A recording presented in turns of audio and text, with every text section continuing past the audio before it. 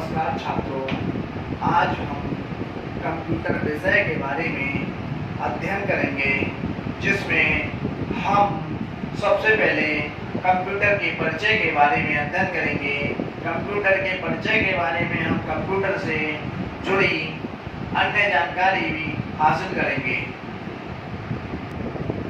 तो छात्रों, अब हम कंप्यूटर के परिचय के बारे में जानेंगे।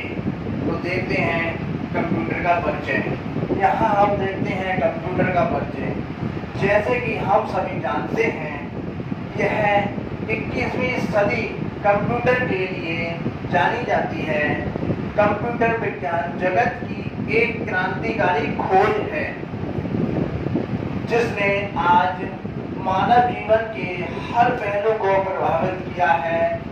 आज जरूरत है कि हमें अति शीघ्र कंप्यूटर की जानकारी प्राप्त हो, अन्यथा हो सकता है कि आने वाले समय में यह निरीक्षकों की श्रेणी में आ जाएं।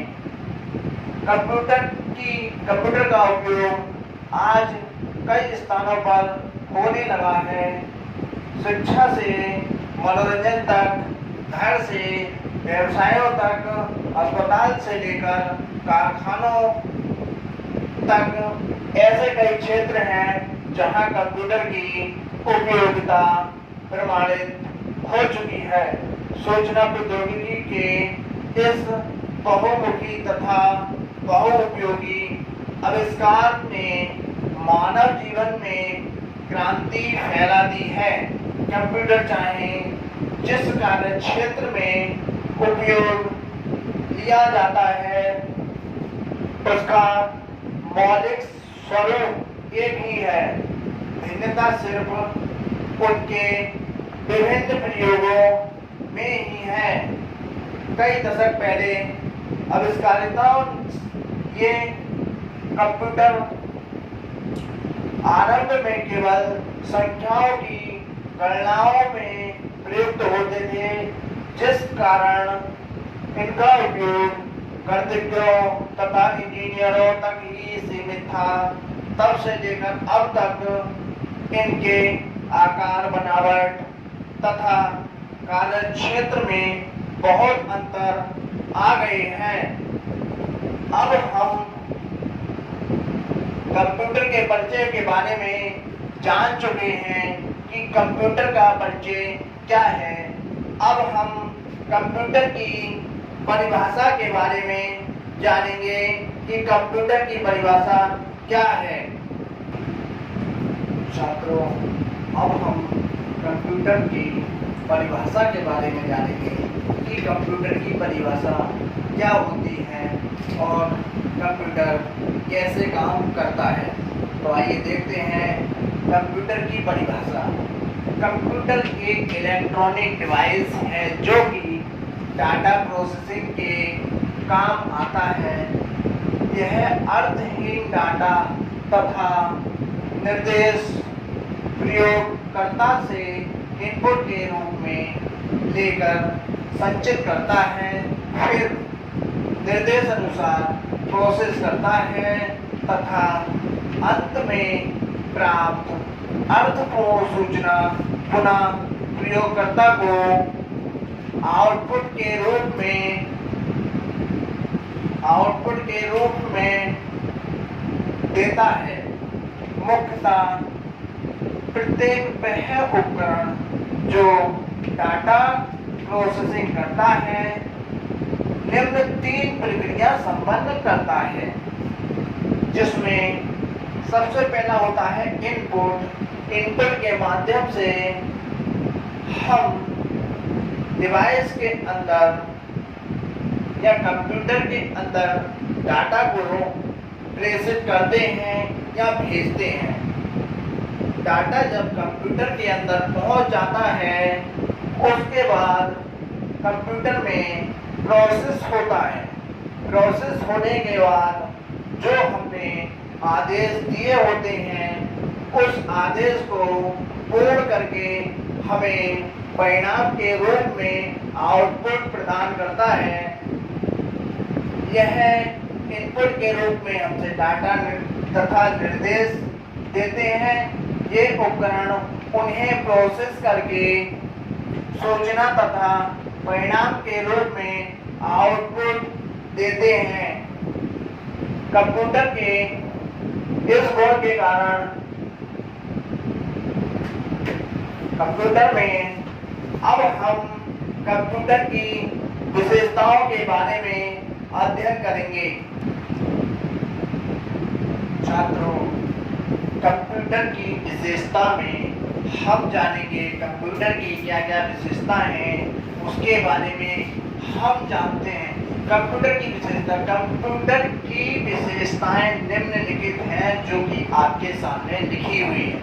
नंबर 1 आती है गति, दूसरे नंबर पे आती है श्रमशीलता यानी कि परिश्रम, नंबर 3 है शुद्धता, नंबर 4 बहुमुखी या विविध गुण संपन्नता, नंबर 5 पर आता है संग्रह क्षमता, नंबर 6 पे विश्वसनीयता, नंबर 7 याददाश्त रखने की शक्ति, नंबर 8 स्वचलन। अब इसमें हम बारी बारी से जान लेंगे कि कौन कौन से इसमें जो गुण हैं उसको विस्तार पूर्वक जानेंगे, उसकी विशेषताओं के बारे में विस्तार पूर्वक जानेंगे। तो हम देखते हैं पहले नंबर पर दिया हुआ है गति। कंप्यूटर में गति, अब गति है क्या, इस चीज को जान लेते हैं। जैसे कि हम कंप्यूटर से अपने कार्य को अति शीघ्र तेज गति से कंप्यूटर के माध्यम से हम अपने कार्य को अति शीघ्रता से कर सकते हैं। कंप्यूटर कुछ ही क्षणों में जोड़, घटा, गुणा, भाग आदि क्रियाओं को तेज गति से कर सकता है। जैसे कि हमें कोई संख्या का जोड़, घटा, गुणा, भाग करना होता है तो हमें उस जोड़, घटा, गुणा, भाग करने में समय लगता है। मान लीजिए हमने 3 डिजिट वाली संख्याओं की आपस में गुणा करने के लिए हम अपने कैलकुलेटर के माध्यम से करते हैं तो हमें 5 सेकंड लगते हैं, जबकि हम कंप्यूटर के माध्यम से करते हैं तो हमें लगभग 2 से 3 सेकंड लगते हैं। इसी प्रकार हम मिनटों का काम सेकंडों में कर सकते हैं। अब हम अगले पॉइंट की तरफ बढ़ेंगे। कंप्यूटर की विशेषता में दूसरा पॉइंट आता है श्रमशीलता यानी कि परिश्रम। अब हम कंप्यूटर की विशेषता में परिश्रम या श्रमशीलता के बारे में जानेंगे।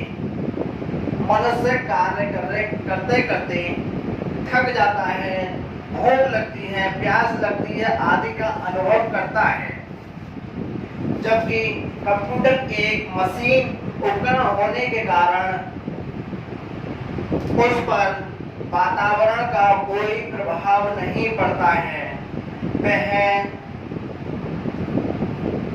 जिससे वह किसी भी कार्य को बिना रुके नियंत्रित कर सकते हैं और उसी गति में। जैसे कि व्यक्ति अगर कार्य करते करते थक जाता है तो उसके कार्य करने की क्षमता में कमी आ जाती है या कार्य करने की स्पीड उसकी कम हो जाती है। अतः कंप्यूटर प्रायः हर स्थिति में कार्य करने के लिए सक्षम है। उसे अपनी पूरी क्षमता से कार्य करने के लिए केवल धूल रहित वातावरण और उचित तापमान की आवश्यकता होती है। कहने का तात्पर्य यह है कि मनुष्य और कंप्यूटर में कार्य क्षमता में अंतर है, जो कि आप कंप्यूटर की विशेषता में शामिल करते हैं। कंप्यूटर की विशेषता में हमारा दूसरा पॉइंट जो था परिश्रम था। परिश्रम में हमने देखा कि व्यक्ति कंप्यूटर जो है निरंतर कार्य करता रहता है, जबकि मानव जो है कार्य करते करते ऊब जाता है, थक जाता है, भूख लगती है, प्यास लगती है, आदि क्रियाएं होती रहती हैं। लेकिन कंप्यूटर में हमने देखा कि कंप्यूटर को ना ही कोई भूख लगती है, ना ही कोई प्यास लगती है, और ना ही कोई ज्यादा वातावरण का प्रभाव होता है। उसमें हमने देखा था कि कंप्यूटर में कार्य करने में बाधा सिर्फ धुन के कारण आती है। उसके लिए कंप्यूटर को नियंत्रित कार्य करने के लिए धूम रहित वातावरण की आवश्यकता होती है और उचित तापमान की आवश्यकता होती है। अब हम अगले पॉइंट पर चलते हैं, जिसका नाम है शुद्धता। कंप्यूटर की विशेषता में तीसरा पॉइंट शुद्धता है, जिसमें यही इसकी खास पहचान होती है। कंप्यूटर की महत्वपूर्ण विशेषता यह है कि वह प्रत्येक कार्य को शुद्ध रूप से व्यक्त करता है। दूसरे शब्दों में कंप्यूटर द्वारा किए जाने वाला कार्य की शुद्धता की दर बहुत अधिक होती है, अतः इससे किसी भी कार्य करने में गलती नहीं होती है। चाहे जानकारी हो, गणना हो, कंप्यूटर पर किसी कार्य को दोष रहित किया जाता है। इसलिए कंप्यूटर द्वारा किया गया कार्य अति विश्वसनीय होता है। कहने का तात्पर्य है कि कंप्यूटर पर अगर हम शुद्ध जानकारी देते हैं तो हमें शुद्ध ही उसके परिणाम प्राप्त होते हैं। जैसे कि हम कंप्यूटर में 2 गुणा 2 देते हैं तो उसका आंसर 2 गुणा 2 बराबर 4 आता है। अगर हम शुद्ध आंकड़े कंप्यूटर में प्रेषित करते हैं तो उसका परिणाम हमें शुद्ध प्राप्त होता है। कंप्यूटर में हमारे द्वारा दिए गए शुद्ध निर्देशों को शुद्ध रूप से प्राप्त किया जाता है, या हमने जो इनपुट शुद्ध रूप से दिया है उसका परिणाम शुद्ध रूप से प्राप्त होता है। अब हम अगला पॉइंट पढ़ेंगे, बहुमुखी या विविध गुण संपन्नता। कंप्यूटर की विशेषता में हमारा अगला पॉइंट होता है बहुमुखी। हमारे पहला, दूसरा, तीसरा, अब ये चौथा पॉइंट आता है बहुमुखी या विविध गुण संपन्नता।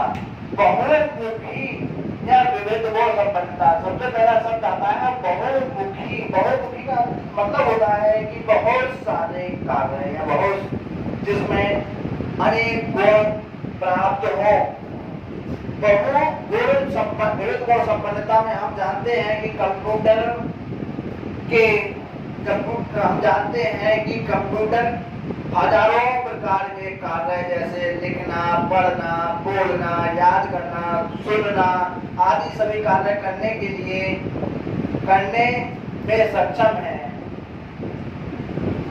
वस्तुतः ये सभी कार्य तर्क पर आधारित होती है, चूंकि कंप्यूटर भी एक तार्किक मशीन है जो कि किसी कार्य को तथ्यों और तर्कों के आधार पर करता है,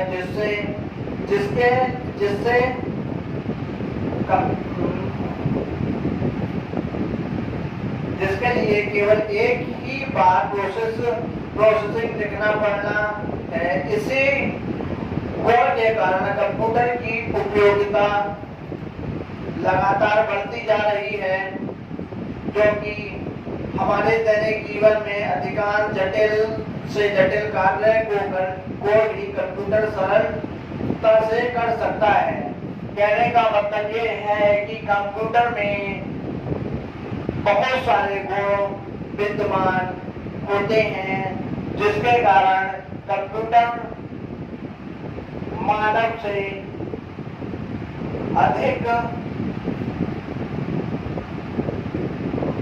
मानव को अधिक उपयोगिता प्रदान करता है।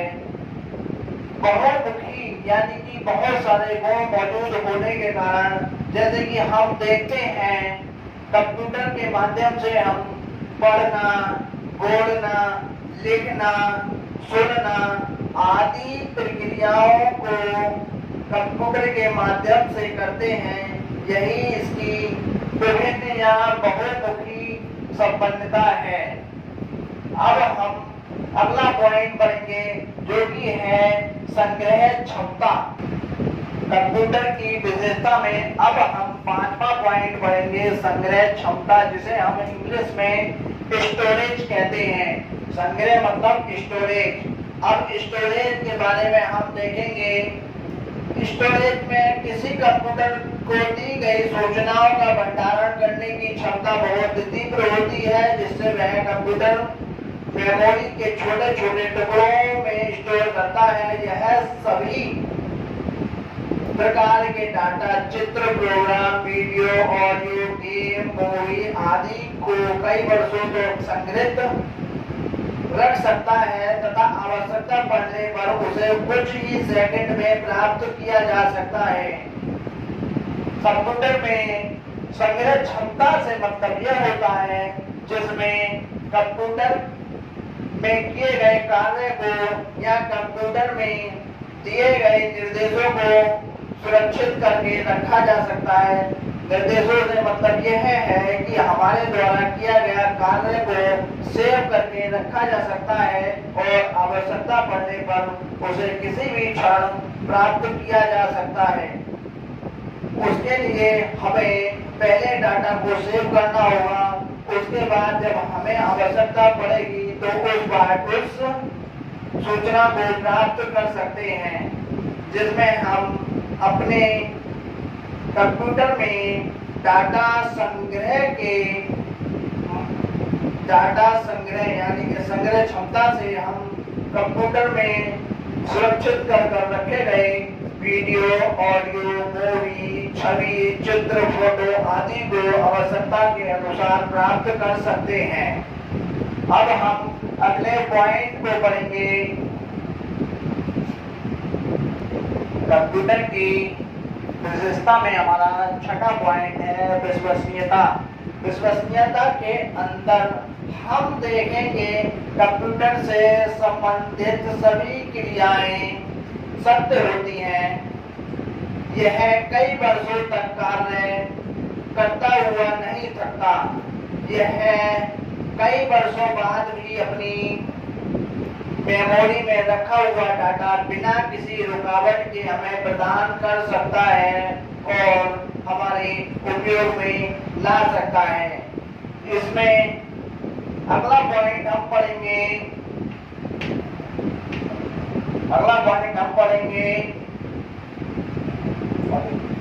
कंप्यूटर की विशेषता में अगला पॉइंट आता है हमारा याद रखने की शक्ति।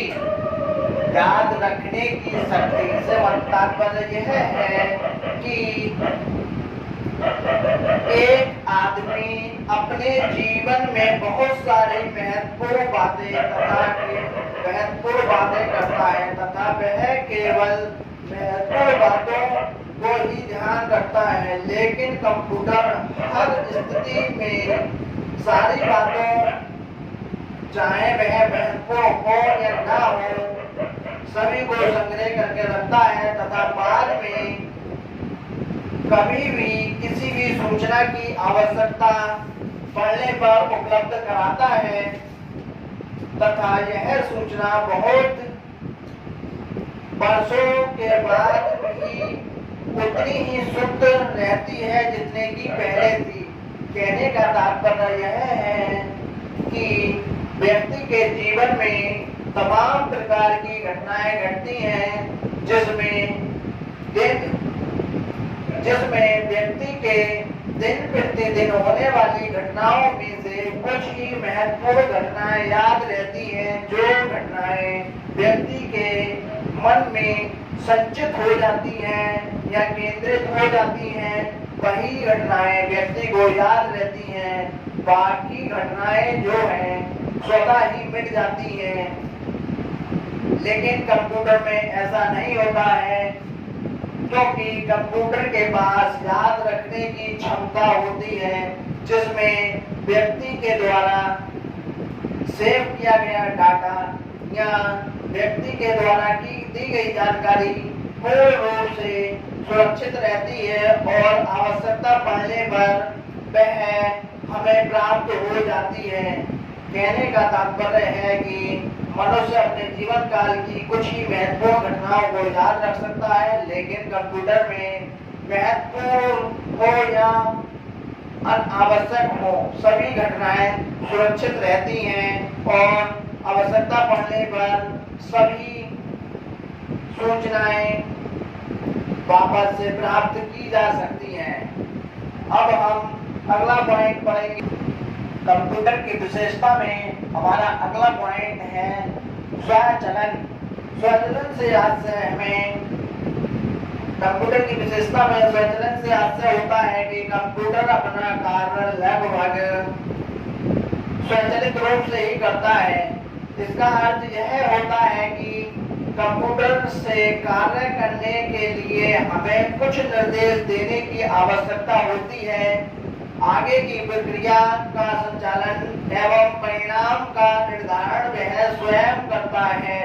तो आज हमने कंप्यूटर की विशेषताओं के बारे में अध्ययन किया, जिसमें हमने देखा कि कंप्यूटर की क्या क्या विशेषताएं हैं। जिसमें हमने देखा था पहले नंबर पर ताकती, दूसरे पर श्रम शक्ति, तीसरे नंबर पर शुद्धता, चौथे नंबर पर बहुमुखी या विविध गुण संपन्नता, पांचवें नंबर पर था हमारा संग्रह क्षमता, छठे नंबर पर था हमारा विश्वसनीयता, सातवें नंबर पर था हमारा याद करने की शक्ति और आठवें नंबर पर था हमारा स्वचालन।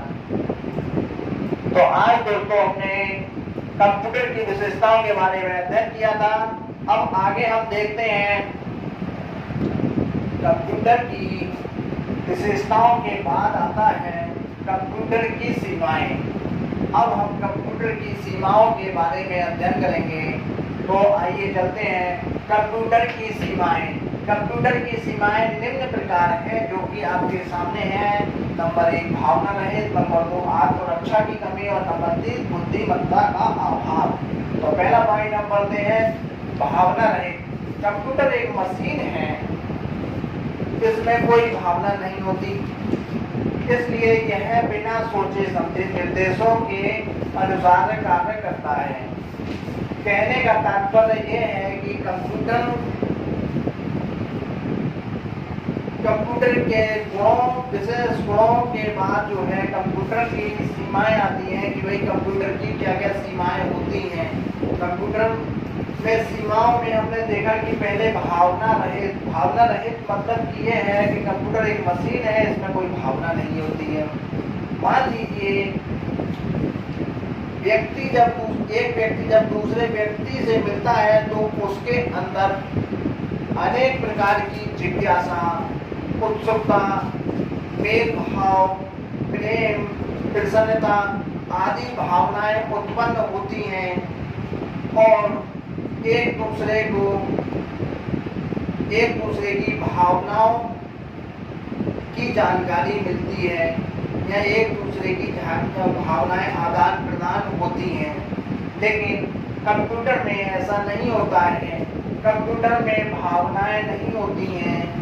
इसका एक उदाहरण है, मान लीजिए आपके कोई मित्र का जन्मदिन है और आपको उसके लिए जन्मदिन की बधाई देनी है या जन्मदिन की शुभकामनाएं देनी है, तो आप कंप्यूटर के माध्यम से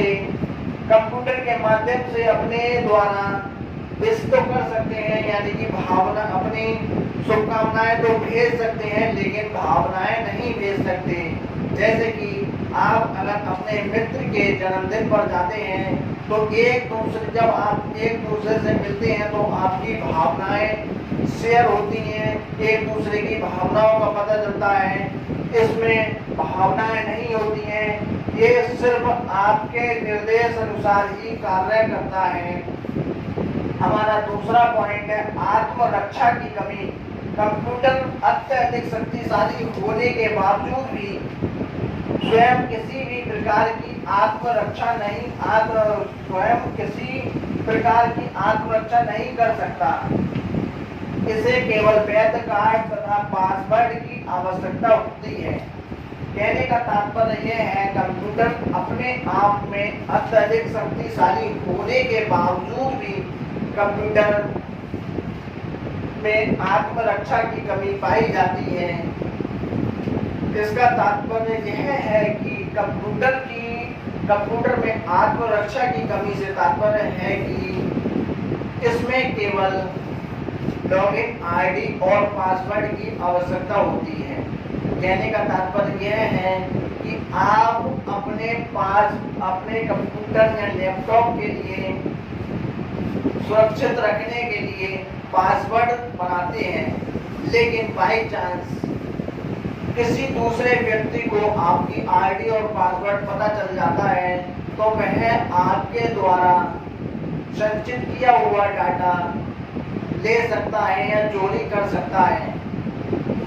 उसके लिए कंप्यूटर दूसरे व्यक्ति से, मान लीजिए आपका कंप्यूटर है और आप अपने कंप्यूटर की सुरक्षा के लिए लॉगिन आईडी और पासवर्ड आपने बना रखा है जिससे कि हमारा कंप्यूटर सुरक्षित रहे, लेकिन गलती से किसी भी दूसरे व्यक्ति को पता चल जाता है आपका पासवर्ड, तो वह आपके पासवर्ड के माध्यम से आपकी पर्सनल जानकारी या आपकी संग्रह की गई सूचनाएं एवं आवश्यक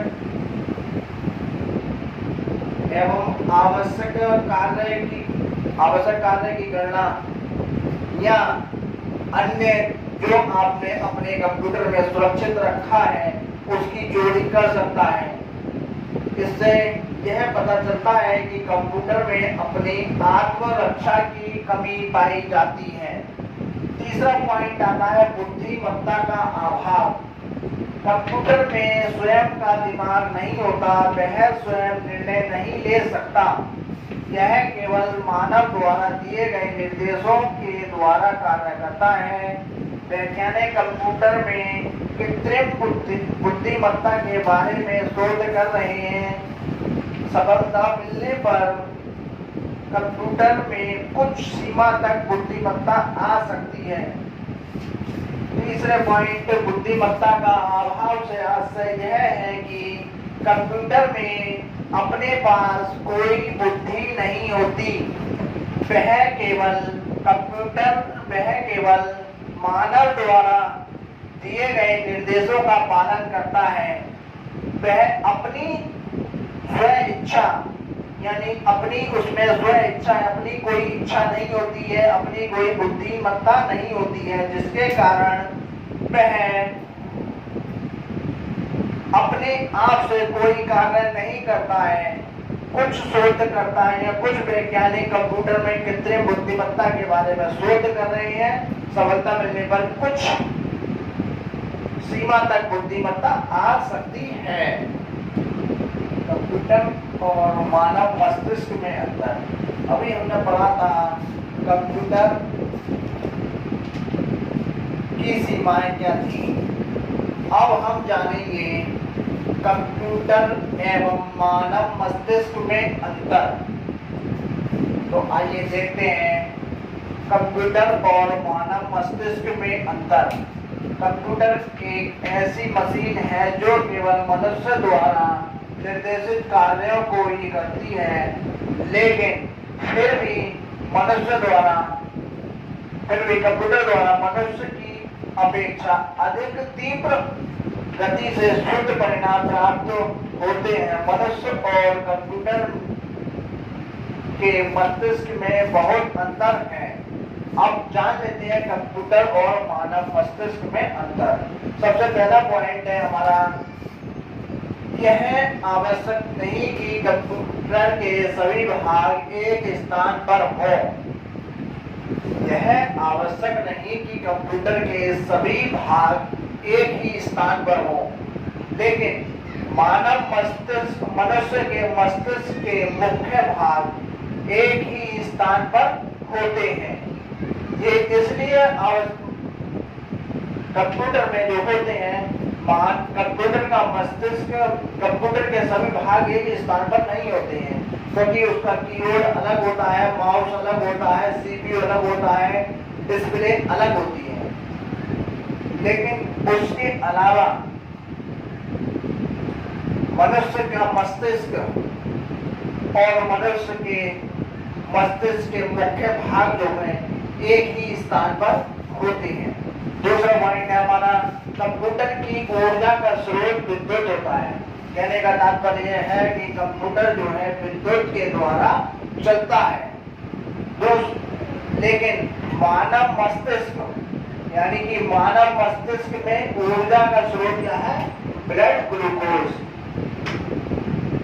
तीसरा पॉइंट है हमारा, कंप्यूटर पर वातावरण का अधिक प्रभाव नहीं पड़ता। यानी कि कंप्यूटर जो है हमारा किसी भी वातावरण में सुरक्षित रूप से चलता रहता है, उस पर वातावरण का कोई प्रभाव नहीं पड़ता, चाहे बरसात हो, गर्मी हो, जाड़े हो या अन्य कोई परिस्थिति हो, लेकिन कंप्यूटर पर वातावरण का कोई प्रभाव नहीं पड़ता या अधिक प्रभाव नहीं पड़ता। लेकिन मानव मस्तिष्क में, मानव के मस्तिष्क पर वातावरण का बहुत प्रभाव पड़ता है। इसका कारण यह है कि अधिक गर्मी होने पर मनुष्य गर्मी महसूस करता है, ज्यादा ठंड होने पर मनुष्य ज्यादा ठंड महसूस करता है। अगला पॉइंट, कंप्यूटर का वजन कुछ ग्राम से लेकर टनों में होता है। यानी कि कंप्यूटर का वजन जो है कुछ ग्राम से लेकर टनों में होता है, जबकि मनुष्य के मस्तिष्क का वजन लगभग 1.5 किलोग्राम होता है। अगला पॉइंट देखते हैं, कंप्यूटर कई घंटों तक लगातार बिना रुके निरंतर कार्य कर सकता है। यानी कि कंप्यूटर कई घंटों तक लगातार बिना रुके निरंतर यानी कि लगातार कार्य कर सकता है, जबकि मनुष्य कुछ घंटे कार्य करने के बाद थक जाता है। यानी कि कंप्यूटर को आप अगर सुबह ऑन करके कोई कार्य करने के लिए निर्देशित कर देते हैं तो वह लगातार निरंतर उस कार्य को करता रहता है, लेकिन मनुष्य कुछ घंटे कार्य करने के बाद थक जाता है।